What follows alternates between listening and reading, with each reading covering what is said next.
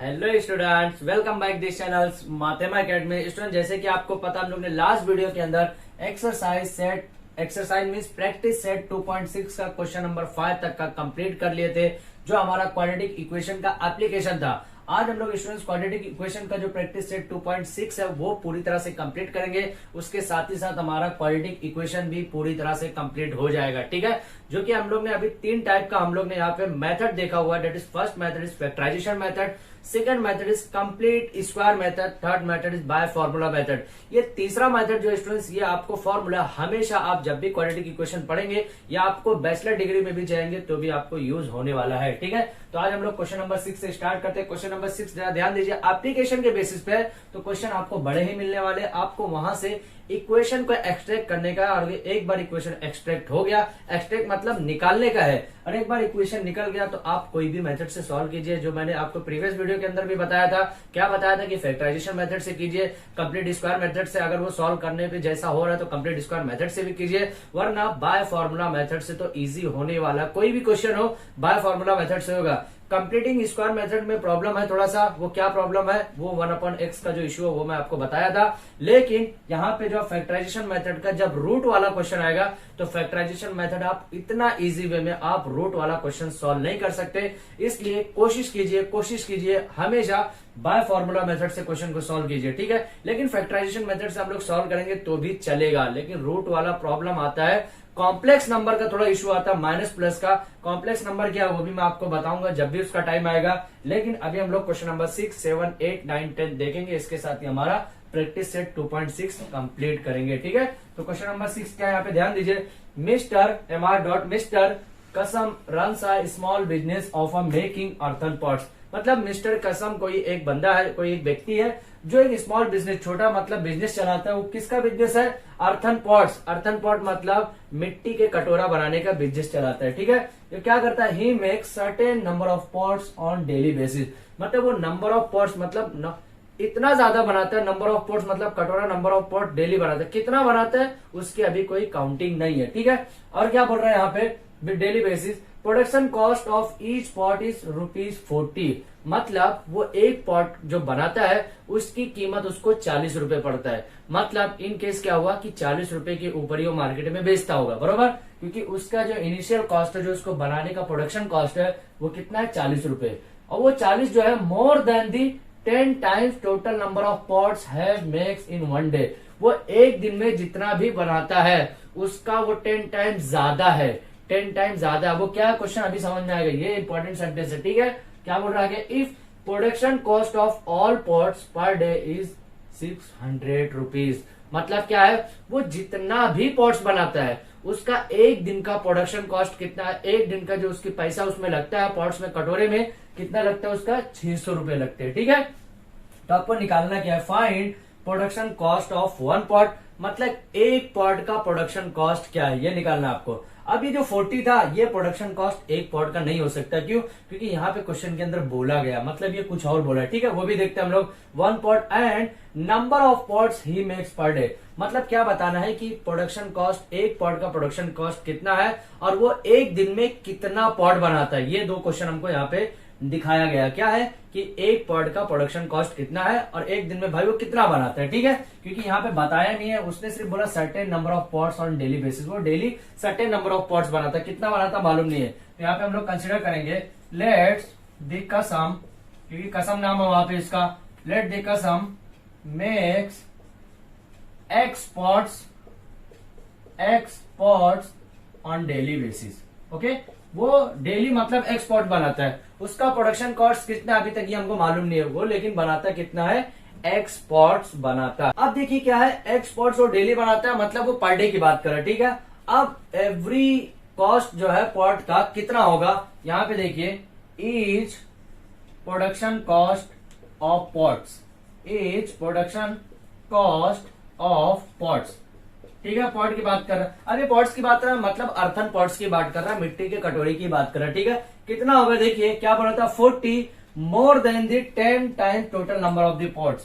कितना? 40 more than the 10 times total number of pots. Pots कितना है? x है, वो 10 टाइम्स मोर देन डी है। उससे ज्यादा कितना? 40 ज्यादा है। अब देखिए अगर x की वैल्यू पता चल गई तो आपको each production cost of the pot आपको पता चल जाएगा, बरोबर, यहाँ पे पता चलेगा। अब देखिए यहाँ पे आगे क्या क्वेश्चन बोल रहा है, 1 डे में क्या बोला, उसके बाद if production cost of all pots per day is ₹600, मतलब गिवन कंडीशन के हिसाब से क्या बात कर रहे हैं यहाँ पे, गिवन कंडीशन के हिसाब से क्या बात कर रहा है वो, कि यहाँ पे हर पॉट्स मतलब जितना भी टोटल प्रोडक्शन हो रहा है पॉट्स का, उसका रुपीस कितना है, 600 है, ओके 600 है। और एक दिन में कितना पॉट की जो कीमत हो क्या है, x है, और उसका प्रोडक्शन कॉस्ट कितना है, 40 + 10x है, कितना है, 40 + 10x है। ये हमारा इक्वेशन बनेगा। क्या बोल रहा हूं कि जो टोटल प्रोडक्शन बन रहा है, टोटल पॉट जो बन रहा है उसका प्रोडक्शन कॉस्ट कितना है, 600, और एक का जो हमारा कितना पॉट बन रहा है एक दिन में, x बन रहा है क्योंकि मालूम नहीं है, और उसका प्रोडक्शन कॉस्ट कितना है, 40 + 10x है। ये हमको पता करना जरूरी है। अब इसका मैं मल्टीप्लाई करूंगा, क्या हो जाएगा, 40x + 10x² = 600, यही है, ठीक है। अभी नेक्स्ट स्टेप में क्या करेंगे हम लोग, 10x² + 40x - 600 = 0। अब मैं 10 सब में से कॉमन लूंगा तो क्या बचेगा, मान ली x² 4x माइनस यहां से क्या बचेगा, 60 = 0, यही होगा। कैसे हुआ, ध्यान से देखिए, अगर मैं 10 कॉमन लूंगा तो 10 कॉमन देखिए, एक स्टेप मैं यहां से निगलेक्ट कर रहा था, तो अभी फिर से देखिए वो स्टेप मैं फिर से आपको बताऊंगा। यहाँ पे क्या रहेगा, ध्यान से देखिए, 10x² / 10 से डिवाइड कर दीजिए हर जगह, 40x / 10 माइनस 600 / 10 = 0, यही रहेगा। ये 10 कैंसिल हो गया, ये 0 कैंसिल हो गया, ये 0 कैंसिल हो गया, क्या बचा, ओनली x² बचा। यहाँ पे 1 नीचे अगर है तो चलेगा, कोई तकलीफ नहीं है। प्लस क्या बचा, 4x बचा, माइनस यहाँ पे माइनस आएगा, माइनस यहाँ पे क्या बचा, 60 = 0। 1 नीचे आया तो चलेगा, ऊपर आएगा तो लिखना पड़ेगा, नीचे आएगा तो नहीं लिखेगी तो भी चलेगा, ठीक है। अब ये हमारा नॉर्मल क्वाड्रेटिक इक्वेशन बन गया।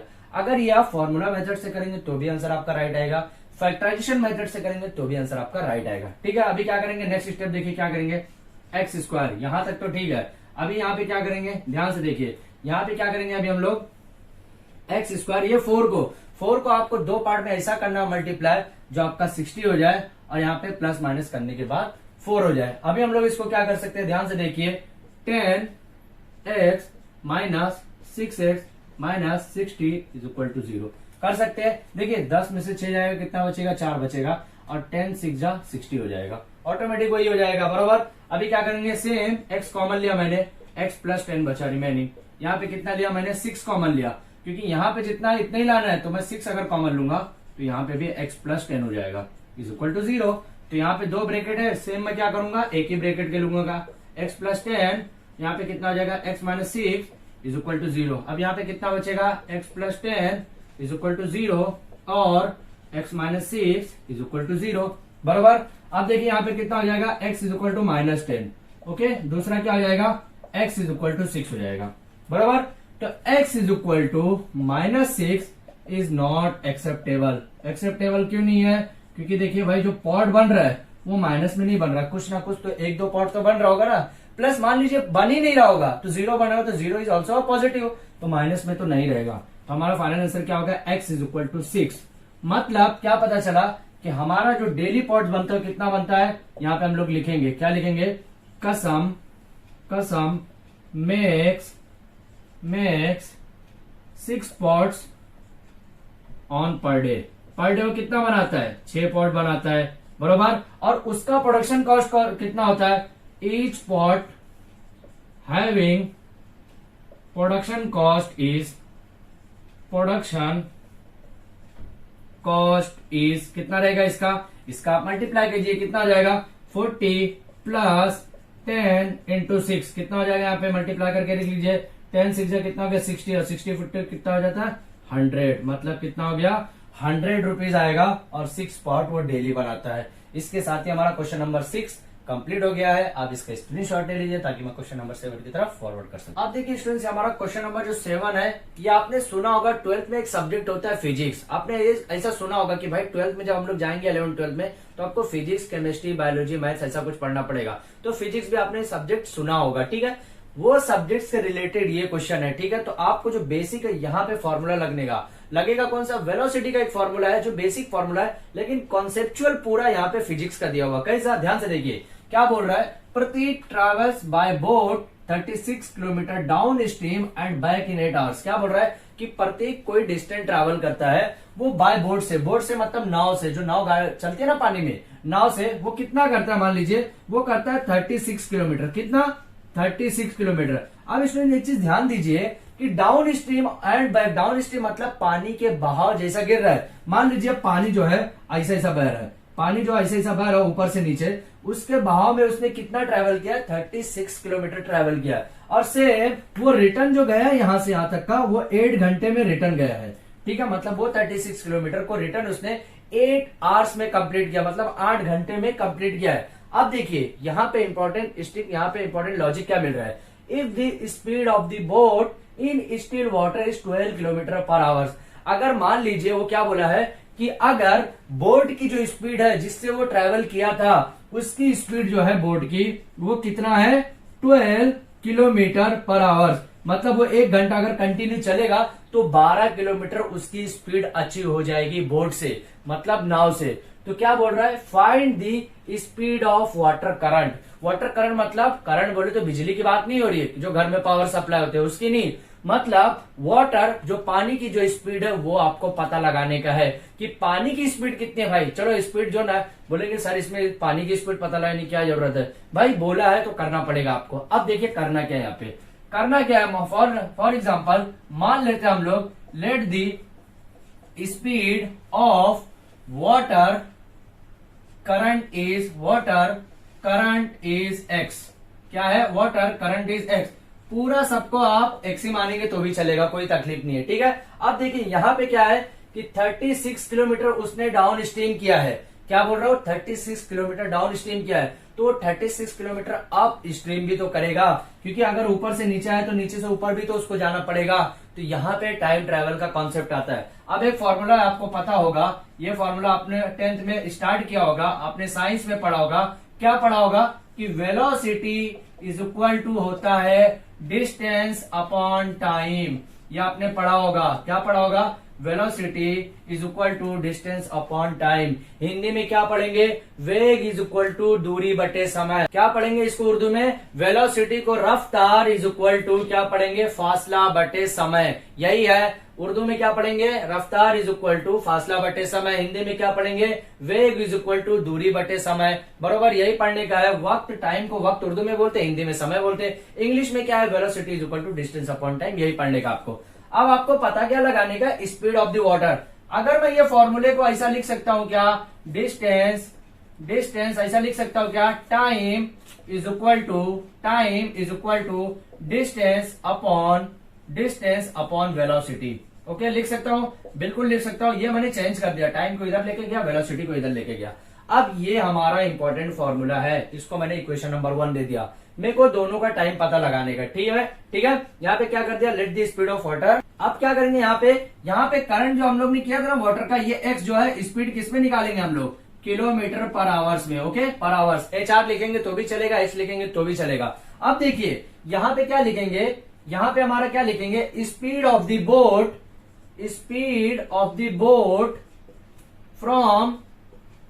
फ्रॉम डाउन स्ट्रीम से जब हम लोग यहाँ पे बोट को चलाएंगे तो कितना ट्रैवल कर रहा है? क्योंकि बोट कितना है? 12 है। कितना है? 12 प्लस x किलोमीटर पर आवर्स। यही चल रहा हमारा, क्योंकि जो बोट ट्रैवल कर रहा है फ्रॉम डाउन स्ट्रीम से कितना हो जा रहा है? 12 प्लस x। ओके, अब ये जो बोट है फ्रॉम अप स्ट्रीम से जा रहा है, मतलब अब ऊपर से नीचे नहीं। अब देखिए डाउन स्ट्रीम, यहाँ पे फ्रॉम नहीं लिख सकता हूं मैं, यहां से टू लिख सकता हूं। ओके, टू डाउन स्ट्रीम, क्योंकि नीचे तक की तरफ जा रहा है। अब यहां पे क्या लिखूंगा? Speed of boat to upstream. अब ऊपर जा रहा है, देखिए ऊपर से नीचे आया तो प्लस था, तो नीचे से ऊपर जाएगा तो क्या हो जाएगा? माइनस हो जाएगा। 12 minus x kilometre per hour. समझ में आया? अब देखिए ये हो गया स्पीड का, मतलब क्या निकल गई? हमारा वेलोसिटी निकल गई। बरोबर, तो डिस्टेंस क्या है? डिस्टेंस इसी के बेसिस पे हमारा कवर होने वाला है। यहाँ पे हमारा स्पीड मिल गया, मतलब वेलोसिटी मिल गई, तो दोनों का वेलोसिटी मिल गया। अब दोनों ऊपर से नीचे से ऊपर आने में जाए टाइम, यहाँ पे डिस्टेंस कितना लगा? 36 किलोमीटर। तो यहाँ पे आप क्या लिख सकते हैं? यहाँ पे ध्यान से देखिए क्या लिख सकते हैं? Time travel to down downstream is, क्या लिख सकते हैं, इज इक्वल टू, क्या लिखूंगा मैं, 36 divided by 12 plus x kilometre पर आवर्स, यही लिखूंगा मैं। ओके, किलोमीटर पर आवर क्यों लिखूंगा, क्योंकि यहाँ पे डिस्टेंस जो है किलोमीटर में है, वेलोसिटी जो है आवर में नहीं। किलोमीटर यहाँ पे क्या लिखूंगा, डिस्टेंस किसमें है, किलोमीटर में, और यहाँ पे हमारा वेलोसिटी किसमें है, यहाँ पे किलोमीटर लिखेंगे तो भी नहीं लिखते तो भी चलेगा। ठीक है, अभी देखिए क्या करेंगे, यहाँ पे दूसरा क्या लिखेंगे, time travel to upstream. अब ऊपर जा रहे हैं हम लोग, अब ऊपर जाएंगे बोर्ड से, तो क्या हो जाएगा यहाँ पे 36 डिवाइडेड बाय 12 माइनस एक्स हो जाएगा। समझ में आया, 12 माइनस एक्स क्यों होगा, क्योंकि ऊपर से नीचे आए थे तो पॉजिटिव हुआ था, अब नीचे से ऊपर जा रहे हैं तो निगेटिव हो रहा है। बरोबर, यही सेम केस है। अब इसको क्या करेंगे, ऊपर से नीचे, नीचे से ऊपर आने में कितना टाइम लगा था, 8 घंटा लगा था। यहाँ पे दिया हुआ है 8 आवर्स, तो यहाँ पे हम लोग क्या कर सकते हैं, गिवन कंडीशन के हिसाब से अब हम लोग यहाँ पे क्या करेंगे, दोनों को मल्टीप्लाई करेंगे। यहाँ पे टाइम ट्रेवल हुआ था तो ये आवर्स में आएगा, यहाँ पे भी टाइम ट्रेवल हुआ था तो ये भी आवर्स में आएगा।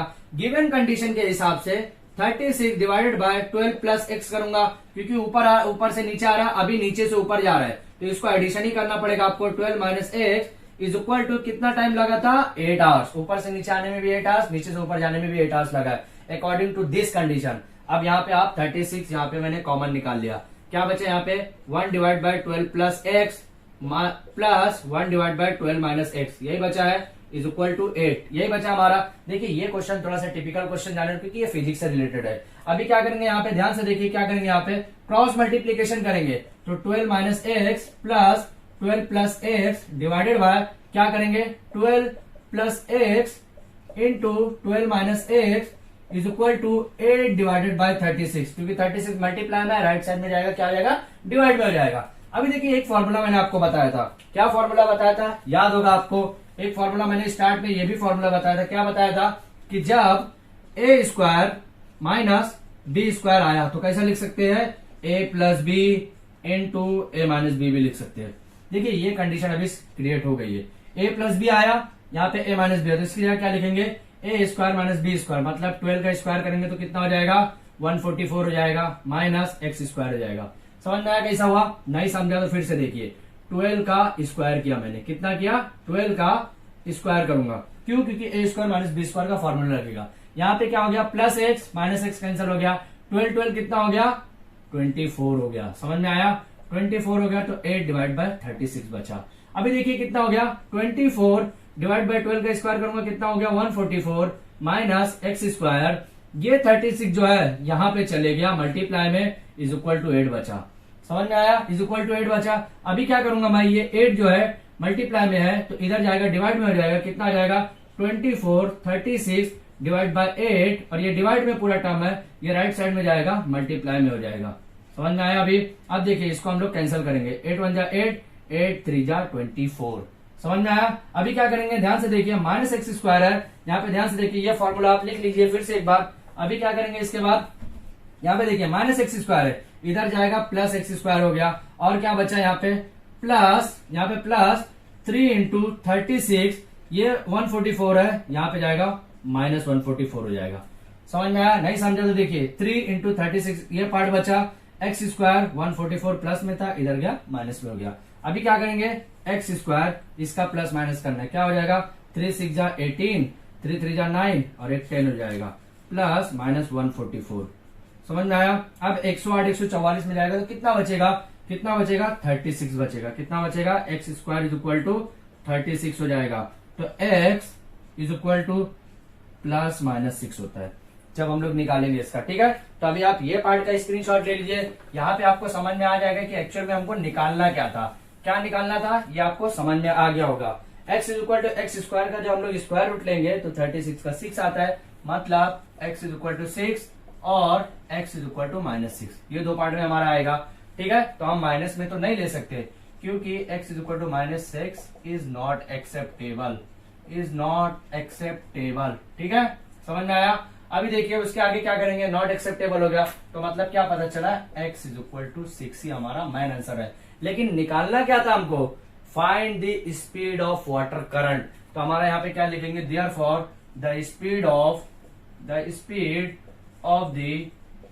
वाटर करंट इज 6 किलोमीटर पर आवर्स। ओके, ये हमारा फाइनल आंसर हो गया। स्टूडेंट्स, ये क्वेश्चन को आप बार बार देखिए, जहां पे भी अगर आपको डाउट हो रहा है मेरे को कमेंट सेक्शन में पूछिए, या हमारा इंस्टाग्राम का लिंक आपको डिस्क्रिप्शन में दिया हुआ, वहां पे भी आप जाकर पर्सनल में मैसेज करके कहां पे कौन से स्टेप पे आपको डाउट है वो हमसे कमेंट सेक्शन में पूछिए, या फिर इंस्टाग्राम में डायरेक्ट मैसेज करके पूछिए। दोनों का मैं रिप्लाई देने वाला हूं। इसके साथ ही हमारा क्वेश्चन नंबर 7 कंप्लीट हो गया। आप इसका स्क्रीनशॉट ले लीजिए ताकि मैं क्वेश्चन नंबर 8 की तरफ फॉरवर्ड कर सकूं। अब स्टूडेंट ध्यान दीजिए, हमारा क्वेश्चन नंबर 8 जो है ये क्या बोल रहा है यहाँ पे, Pintu takes 6 days more to complete a certain work than the Nishu। मतलब पिंटू को जो है सेम काम को करने के लिए 6 दिन ज्यादा लगते हैं एज कम्पेयर टू निशु के। मतलब निशु को कोई काम करने के लिए अगर x डेज लगते हैं तो पिंटू को जो लगेगा x + 6 डेज, मतलब वो 6 दिन ज्यादा लगेगा, जो भी उसका नॉर्मल डे रहेगा। ठीक है, together they finish the work in 4 days. अगर दोनों काम मिलके करते हैं तो वही काम को कंप्लीट करने के लिए दोनों को 4 दिन का समय लगता है। ठीक है, तो how many days would each take to complete that work. मतलब कितना दिन उन लोगों को काम करते हुए कंप्लीट करने में लगेगा अगर वो अकेले अकेले काम करते हैं। मतलब क्या पता चल रहा है कि यहाँ पे आपको पिंटू का भी और निशु का दोनों का आपको डेज निकालना पड़ेगा कि कितना दिन वही सेम काम को करने में उनको टाइम लगता है। ठीक है, तो यहाँ पे क्या करूंगा, let the Nishu having the x days to complete the work. Okay, to complete the work, उसको मान लीजिए कि x डेज लगता है टू कंप्लीट द वर्क, उसको कंप्लीट काम को कंप्लीट करने के लिए x डेज लगता है। ठीक है, सेम काम को same work for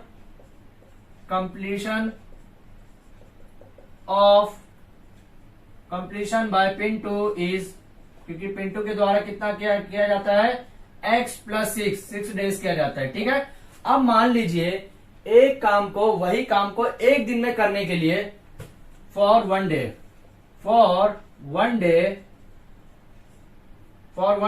of Nishu को एक दिन में वही काम को कंप्लीट करने के लिए कितना दिन लगेगा, 1/x part of work. Okay, अगर मान लीजिए एक दिन में वो काम को करने का है तो उसको कितना टाइम लग रहा है, 1/x part of work complete हो रहा है। एक दिन में Nishu 1/x part of work complete कर रही है। मतलब कितना कर रही है कि 1/x पार्ट, वो मतलब कोई भी अगर आपको दिया हुआ तो उसका 1/x ले लीजिए, जो भी उसका टाइम रहेगा। ठीक है, तो सेम यहाँ पे आपका पिंटू का भी रहेगा फॉर वन डे, एक दिन के लिए। Okay, for one day of Pintu, यहाँ पे जो पिंटू का जो काम है वो क्या है, x + 6 days, x + 6 part of work लग रहा है। मतलब उसका जो काम है वो कितना टाइम, एक दिन में उसका कितना काम कवर हो रहा है, 1/x + 6 टाइम काम कवर हो रहा है। ठीक है, अब मान लीजिए दे वर्क टुगेदर,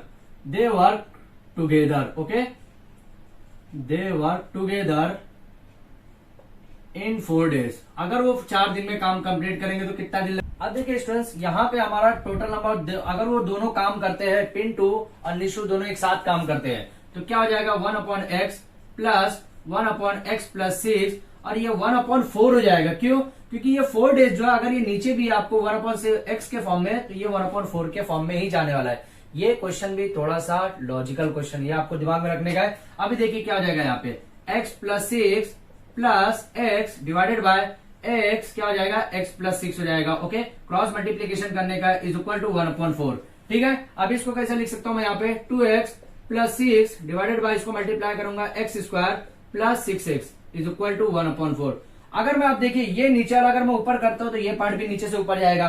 कैसे हो जाएगा, ध्यान दीजिए, 2x यहाँ पे कैसा हो जाएगा, x² + 6x divided by 2x + 6। अभी देखिए ये नीचे हो जाएगा, ये ऊपर जाएगा, 4 डिवाइड बाय 1 नहीं लिखेंगे नीचे तो भी चलेगा। मैंने बार बार बोला है कि 1 अगर आप नीचे नहीं लिखते हैं तो भी चलेगा। अब ये फॉर्म में हो गया। देखिए ये फॉर्म में जब क्वेश्चन हो तो क्रॉस मल्टीप्लीकेशन करेंगे, x² + 6x, इसका जब क्रॉस मल्टीप्लीकेशन करेंगे क्या हो जाएगा, 2x + 6 ऐसा होगा। ठीक है, अभी क्या होगा, यहाँ पे ध्यान दीजिए, x² + 6x is equal to क्या हो जाएगा, 4 × 2 = 8x, कितना हो गया, प्लस 4 × 6 = 24। यही होने वाला है। अभी देखिए क्या करेंगे, x² प्लस 6x, 8x जो प्लस में है लेफ्ट साइड में जाएगा, क्या हो जाएगा minus x minus 24 is equal to 0, क्योंकि 24 प्लस में लेफ्ट साइड जाएगा, ये भी माइनस हो जाएगा। अभी देखिए कितना आ जाएगा, x square minus 2x minus 24 is equal to 0। अब यहाँ पे आपको माइनस लाने का है, तो माइनस और माइनस दोनों कंडीशन में तो आपको क्या याद रखना पड़ेगा कि ऊपर भी माइनस है नीचे भी माइनस है, तो आपको प्लस माइनस लाना पड़ेगा। ठीक है, तो अभी प्लस माइनस लाने के लिए क्या करेंगे, देखिए ध्यान दीजिए यहाँ पे क्या कर सकते हैं अभी हम लोग। यहाँ पे अगर मैं 6 2 12 करता हूँ, 6 2 12, तो 12 तो नहीं लाना आपको, 24 लाने का है। तो यहाँ पे कितना करूंगा, 6x plus 4x minus 24 is equal to 0। कैसा, 6 चौक 24 होगा, 6 में से 4 जाएगा 2 बचेगा, और 6 चौक 24 होगा तो माइनस 24 आ जाएगा। ठीक है, यहाँ पे अभी क्या करूंगा, x कॉमन लिया तो x माइनस 6 बचा ओनली। ठीक है, प्लस 4 कॉमन लिया तो x माइनस 6 यहाँ पे बचा इज इक्वल टू 0। दो जगह दो बार यहाँ पे ब्रैकेट है तो एक ही बार लिखूंगा, यहाँ पे क्या हो जाएगा, x plus 4 is equal to 0 हो जाएगा, x minus 6 is equal to 0 और x plus 4 is equal to 0 हो जाएगा। ठीक है, यहाँ पे क्या आ जाएगा, x इज इक्वल टू 6, ये हमारा पॉजिटिव में आ गया, x इज इक्वल टू 6 जो आपका पॉजिटिव में आएगा वही हमको लेने का है, x is equal to minus 4। अब x is equal to minus 4 is not acceptable, not acceptable, ये एक्सेप्ट नहीं कर सकते, क्यों, क्योंकि यहाँ पे जो काम कर रहे हैं ये लोग, ये काम का कोई ना कोई तो डेज होगा ना प्लस में, तो यहाँ पे x इज इक्वल टू 6 जो है ये किसका डेज हो गया, निशु को, मतलब वही काम करने में कितना टाइम लगता है। फाइनल आंसर हमारा अगर देखा जाए तो x इज इक्वल टू 6 है, लेकिन ये हमको बोला गया क्वेश्चन के अंदर कि दोनों अगर अलग अलग काम करते हैं तो उसी काम को करने के लिए दोनों को कितना टाइम लगेगा। ठीक है, तो यहाँ पे हमारा फाइनल आंसर क्या हो जाएगा, उसको आपको सेंटेंस में बताना पड़ेगा। सेंटेंस में मतलब आप पैराग्राफ में जैसा लिखते हैं वैसा आपको बताना पड़ेगा। ठीक है, कैसा बताएंगे, यहाँ पे क्या बताएंगे, the Nishu has taken the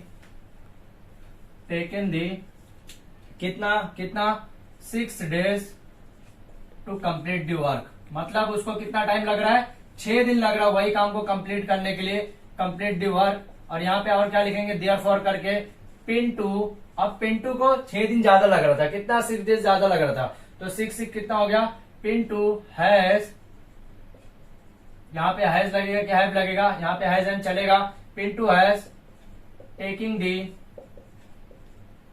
12 days to complete the work, मतलब उसी काम को करने के लिए पिंटू को कितना लग रहा है, टू कंप्लीट दी वर्क कितना दिन लग रहा है, 12 days लग रहा है, मतलब कितना दिन लग रहा है, ये 12 दिन, और इसको कितना लग रहा है, निशु को 6 दिन यहाँ पे लग रहा है। तो इसके साथ ही हमारा क्वेश्चन नंबर 8 भी यहाँ पे कंप्लीट हो गया है। अब इसका स्क्रीनशॉट ले लीजिए ताकि मैं क्वेश्चन नंबर 9 की तरफ फॉरवर्ड कर सकूं। अब स्टूडेंट ध्यान दीजिए, हमारा क्वेश्चन नंबर 9 जो है एकदम कॉन्सेप्चुअल के बेसिस पे है। क्या क्वेश्चन है, if 460 is divided by a natural number, कौन सा नेचुरल नंबर है नहीं पता। ठीक है, the question is 6 more than the 5 times the divisor, okay, and the remainder is 1, find the question and the divisor. दो चीज का आपको वैल्यू फाइंड आउट करने का है। मान लीजिए क्वेश्चन, हम यहाँ पे मैं एक आपको डायरेक्टली पूरा रूल बता देता हूँ। यहाँ पे, यहाँ से मैं फॉर एग्जांपल यहाँ पे किस कर रहा हूँ, मैं यहाँ पे कुछ चीज कर रहा हूँ, यहाँ पे मैं 21 करता हूँ, 21 5 4 जा कितना आ गया 20, रिमेनिंग 1 बचा।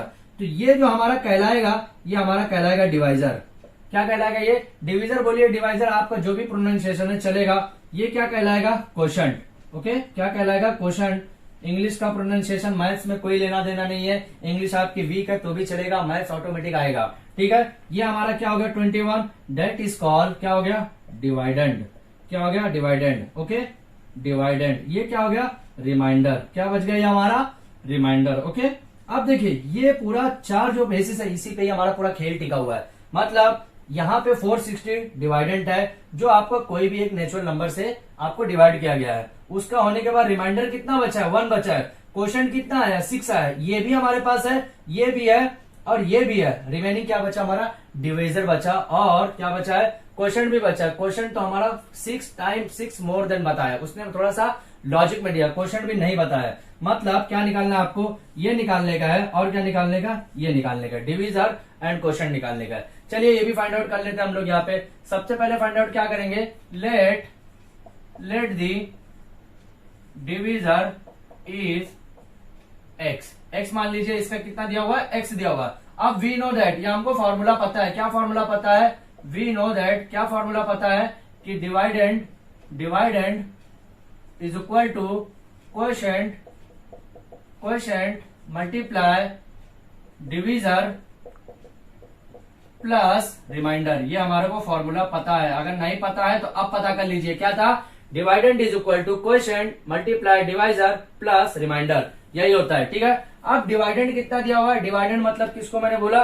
डिवाइडेंड मतलब 21 को ही डिवाइडेंड बोलते हैं। तो डिवाइडेंड कितना दिया हुआ है? 460 दिया हुआ है। ठीक है, यहाँ पे दिया हुआ 460 डिवाइडेड बोला हुआ है। ठीक है, the quotient is 6 more than the 5 times the divisor. 6 more than the 5 times the divisor. More than है मतलब 6 ज्यादा है, प्लस में है मोर than the 5 times of divisor. Divisor किसको हम लोग कंसिडर किए? x।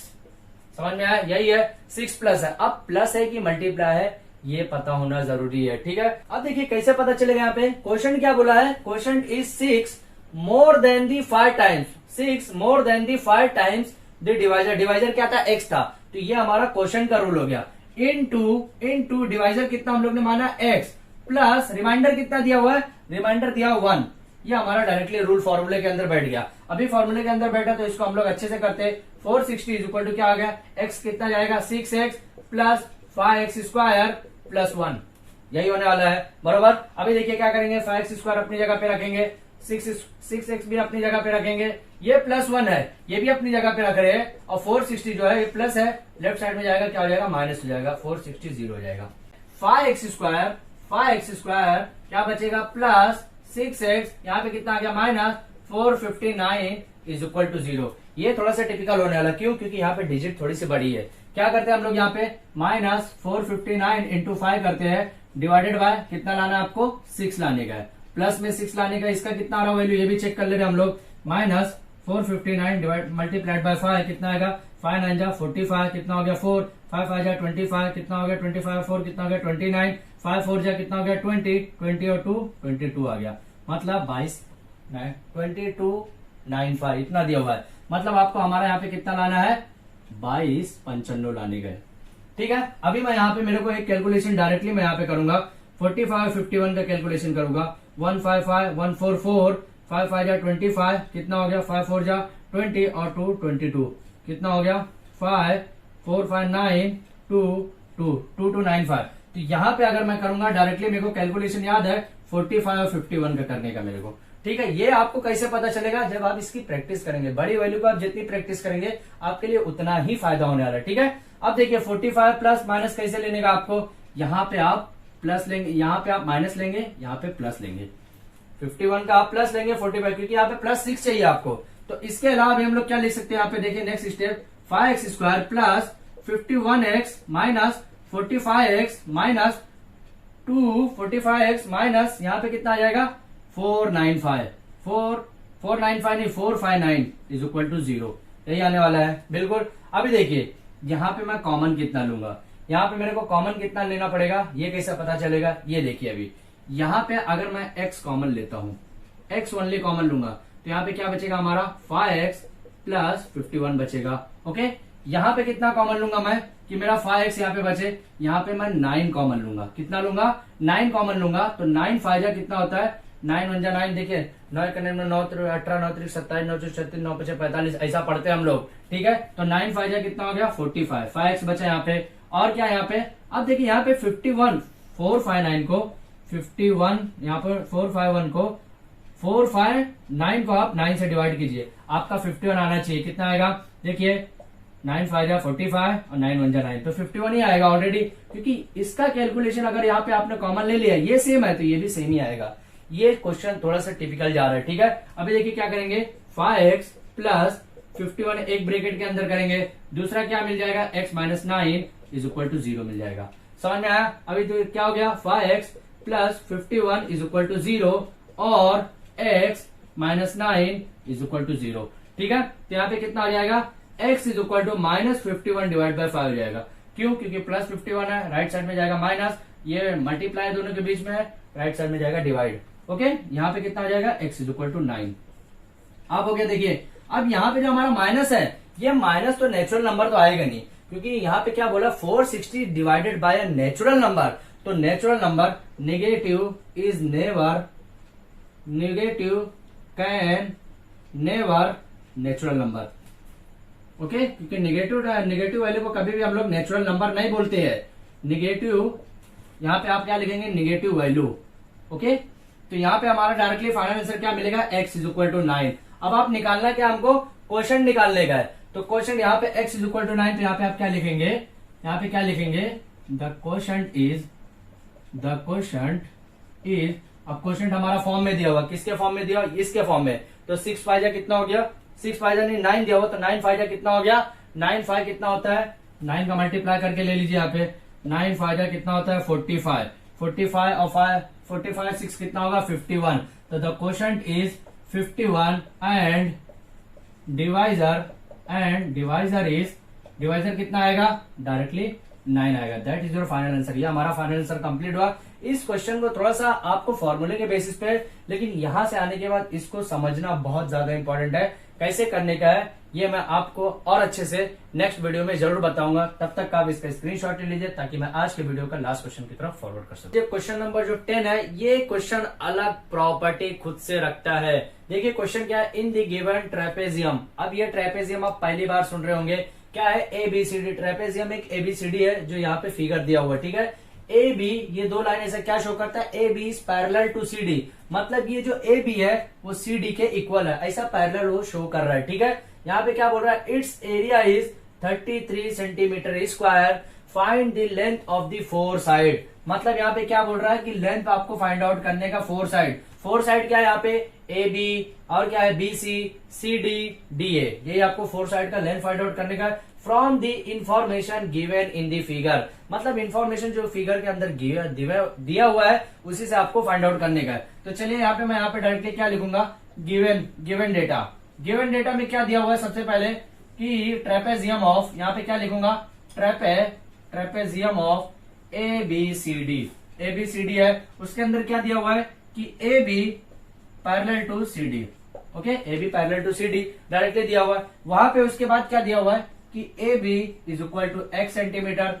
ओके, और क्या दिया हुआ है, और क्या दिया हुआ है यहाँ पे, B C is equal to, और क्या दिया हुआ, B C is equal to x minus 2 centimetre. अब इसमें ध्यान दीजिए, जो बीसी की वैल्यू है वही एडी की भी रहेगा। क्यों, क्योंकि बीसी के ऊपर देखिए ऐसा 2 डबल मार्क दिया हुआ है, एडी के ऊपर भी वही दिया हुआ है। तो ध्यान दीजिए क्या बोल रहा है, लिख सकता हूं मैं यहाँ पे कैसे लिख सकता हूं मैं, ध्यान से देखिए, BC is equal to AD is equal to, क्या लिखूंगा मैं यहाँ पे, x minus 2 centimetre, x minus 2 centimetre. समझ में आया, जो बीसी की वैल्यू रहेगी वही एडी की भी वैल्यू रहेगी। और क्या हुआ आपका सीडी, यहाँ पे कितना दिया हुआ है, सीडी इज इक्वल टू कितना है, 2x plus 1, 2x plus 1 centimetre दिया हुआ है। समझ में आया, 2x प्लस 1 सेंटीमीटर निकल गया। और am भी दिया हुआ है। अब am क्यों दिया हुआ है ये हमको फॉर्मूला में पता चलेगा, x माइनस 4 सेंटीमीटर। ओके, अगर मान लीजिए x की वैल्यू एक बार मिल गई आपको, तो यहाँ पे देखिए आपको निकालना क्या क्या है, ए बी निकालने का है, बीसी और एडी है, मतलब ये निकालने का, ये निकालने का, और सीडी निकालने का है। सीडी इसको निकालने की जरूरत नहीं है क्योंकि ये हमारा परपेंडिकुलर है। और ये क्या शो कर रहा है, ये हमारा कायमतु जाविया जिसको हम लोग बोलते हैं ना, 90 डिग्री जिसको हम लोग बोलते हैं राइट एंगल ट्रायंगल, हिंदी में बोलते हैं समकोण, उर्दू में बोलते हैं कायमतु जाविया, इंग्लिश में बोलते हैं राइट एंगल ट्रायंगल। समझ में आया। अब देखिए करना क्या आपको, यहाँ पे एक सबसे इंपॉर्टेंट और क्या दिया हुआ है, यहाँ पे area of trapezium A B C D भी दिया हुआ है आपका। कितना दिया हुआ है, 33 सेंटीमीटर स्क्वायर दिया हुआ भाई, ये भी दिया हुआ आपको, स्टार्ट में ही दिया हुआ, देखिए it's area is 33 centimetre square. अब यहाँ पे फॉर्मूला यूज करेंगे, क्या फॉर्मूला यूज करेंगे, बाय फॉर्मूला। डायरेक्टली फॉर्मूला आपको अप्लाई करने का हमारा आंसर मिलेगा, क्या मिलेगा, area of trapezium A B C D is equal to half किसका लेंगे, A B plus C D, okay, into क्या लेंगे, इंटू यहाँ पे हमारा जो परपेंडिकुलर पे है ना एम, ये लेंगे। समझ में आया। अब एरिया ऑफ ट्रेपेजियम की वैल्यू दी हुई है डायरेक्टली, कितना दी हुई है, 33 सेंटीमीटर स्क्वायर, पूरा लिख लीजिए चलेगा। हाफ कितना आ गया, हाफ ए बी की वैल्यू कितना है आपकी, ए बी की वैल्यू यहाँ पे x सेंटीमीटर दिया हुआ, कितना दिया हुआ, x centimetre plus C D की वैल्यू कितना दी हुई है, सी डी की वैल्यू कितना दी हुई है, ध्यान से देखिए, ये मैं ब्रैकेट ऐसा लिख रहा हूँ, सी डी की वैल्यू कितना दी हुई है, 2x प्लस 1 सेंटीमीटर, यही दिया हुआ है। ओके, इंटू एम की वैल्यू कितनी दी हुई है, x माइनस 4 सेंटीमीटर दिया हुआ है। कितना दिया हुआ है? x minus 4 centimetre. 1/2 जो है 2 यहाँ पे जाएगा, मल्टीप्लाई हो जाएगा तो कितना होगा 66 सेंटीमीटर स्क्वायर। यहाँ पे कितना है 2x प्लस यहाँ पे भी है तो यहाँ पे कितना हो जाएगा 2x और एक कितना हो जाएगा 3x plus 1, okay, plus 1 into यहाँ पे x माइनस 4 दिया हुआ है, x माइनस 4 ये सेंटीमीटर दो मिलके 1 सेंटीमीटर बना और 1 सेंटीमीटर का जब मल्टीप्लाई होगा तो क्या हो जाएगा सेंटीमीटर स्क्वायर हो जाएगा। ये सेंटीमीटर स्क्वायर कैंसिल हो गया। अगर स्टार्ट से सेंटीमीटर स्क्वायर नहीं रखेंगे तो भी चलेगा, ठीक है। ये कैंसिल कैसे हो रहा है वो मैं आपको बताने के लिए कर रहा था। अभी x माइनस 4 का मल्टीप्लाई कीजिए आपस में, क्या हो जाएगा x का पहले मल्टीप्लाई किया क्या हो गया 3x स्क्वायर। इसके बाद इसका क्या करूंगा, यहाँ पे ध्यान दीजिए, माइनस 4 3 जा 12x हो गया, यहाँ पे प्लस x माइनस 4 हो गया, ठीक है। यहाँ पे कितना था 66 ऑलरेडी है। अभी देखिए कितना हो गया माइनस 12x और x कितना हो गया माइनस 11x। 66 ये माइनस 4 है, प्लस 4 इधर हो गया, यहाँ पे कितना बचा 33x स्क्वायर, 33x स्क्वायर नहीं 3x स्क्वायर बचा, यहाँ पे कितना बचा 3x स्क्वायर और कितना हो गया माइनस 12x में यहाँ पे एक x जाएगा, कितना बचेगा 11x, ओके। अभी नेक्स्ट स्टेप क्या करेंगे, यहाँ पे 3x स्क्वायर अपनी जगह पे रखा, यहाँ पे माइनस 11x अपनी जगह पे रखा, 66 और 4 कितना हो गया 70 और 70 इधर जाएगा तो माइनस 70 इज इक्वल टू 0 हो गया, ठीक है। अभी इसका हमको डिस्ट्रीब्यूट करने का सेम वही प्रोसेस करना, आपको क्या करना है 3 into minus 70 is equal to कितना होता है माइनस 210 आपको लाने का है मल्टीप्लाई करके और प्लस माइनस करके कितना लाने का माइनस 11 लाने का है। अगर मैं 21 का 10 से मैं मल्टीप्लाई करता तो कितना हो जाएगा माइनस 220 तो हो जाएगा, लेकिन माइनस 220 होगा तो अभी माइनस कहाँ लाने का मेरे को, तो यहाँ पे माइनस रखूंगा तो माइनस 21 में 10 जाएगा तो माइनस 11 बचेगा। तो सेम ये प्रोसेस करूंगा मैं, क्या हो जाएगा 3x square minus 21x plus 10x minus कितना हो जाएगा 70 इज इक्वल टू 0, ओके। इसका स्टेप यहाँ पे थोड़ा ध्यान से देखिएगा। इसके बाद मैं यहाँ पे 3x कॉमन लूंगा। अब 3x कॉमन क्यों ले रहा हूँ, क्योंकि 21 भी 3 से मल्टीप्लाई डिवाइड हो सकता है। क्या बचा यहाँ पे x माइनस 7 बचा ओनली, ओके, x माइनस 7 बचा। अब यहाँ पे कितना होगा 10 अगर मैं कॉमन लेता हूँ तो x माइनस 7 यहाँ पे भी बचेगा इज इक्वल टू 0 करके। अभी ये स्टेप मैं यहाँ पे बता रहा हूँ आपको, ठीक है। ये स्टेप क्या होगा, दो बॉक्स है, दो ब्रैकेट है तो एक ही ब्रैकेट लिखूंगा, x माइनस 7, दूसरा क्या लिखूंगा 3x plus 10 is equal to 0, okay.